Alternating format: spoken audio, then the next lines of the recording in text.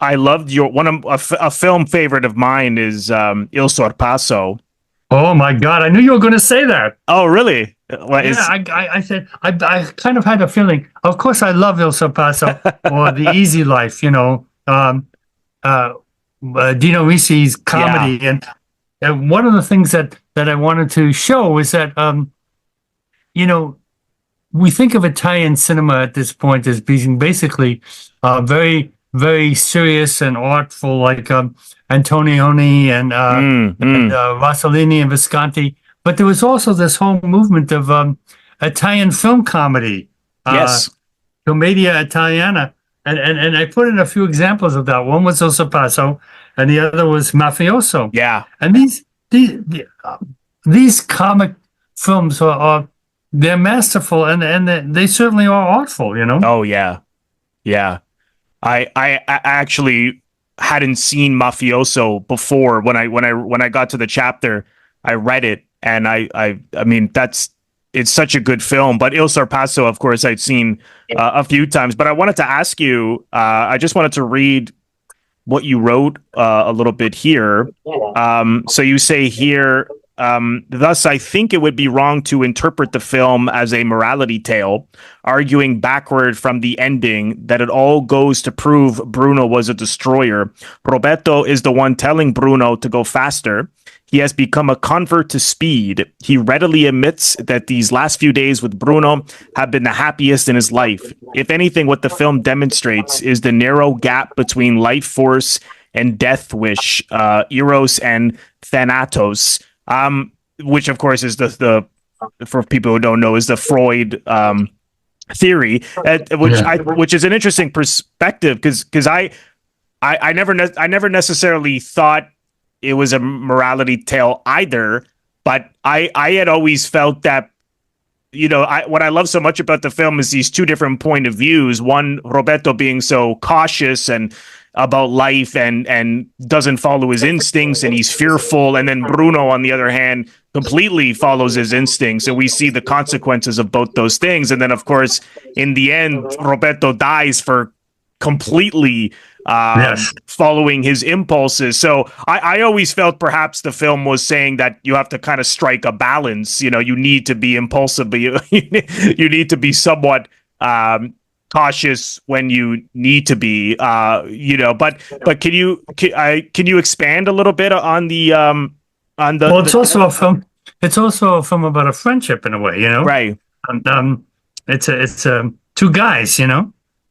And they represent different personality types. One of the things that is enjoyable about the film is at one point they stick it to Antonioni and they make fun of Oh yeah, yeah. like so like these are guys who are aware of the kind of what's going on in the cinema at this point. Mm-hmm. I think that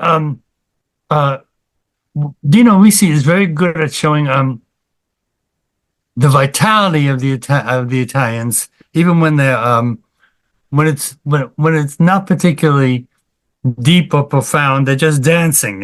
Right. There's a sequence where they're dancing, so he.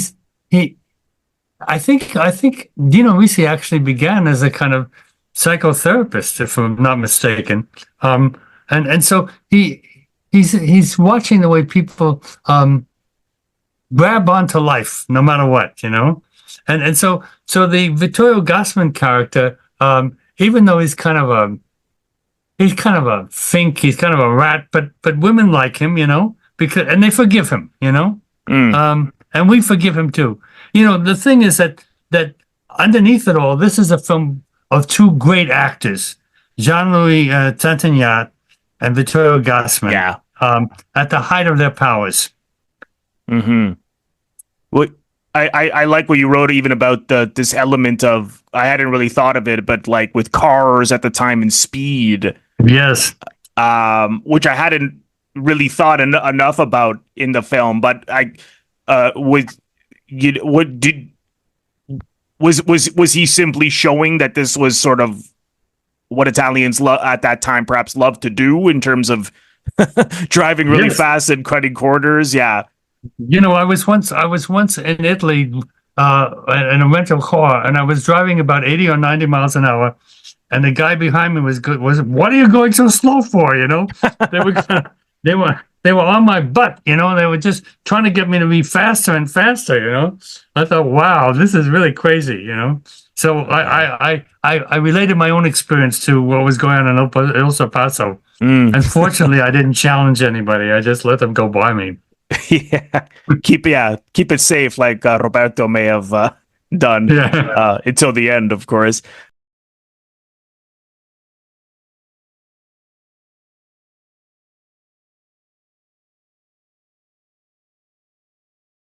I want to thank all of my members on Patreon. If you're interested in becoming a member of my Patreon, head over to the link, patreon.com/Robert Bellissimo at the movies for full details. You can also leave a donation, or what I call a tip, by clicking the thanks link, which you will find directly below the video frame. Just click on that and you can leave a donation if you choose to. Of course, I would greatly appreciate that.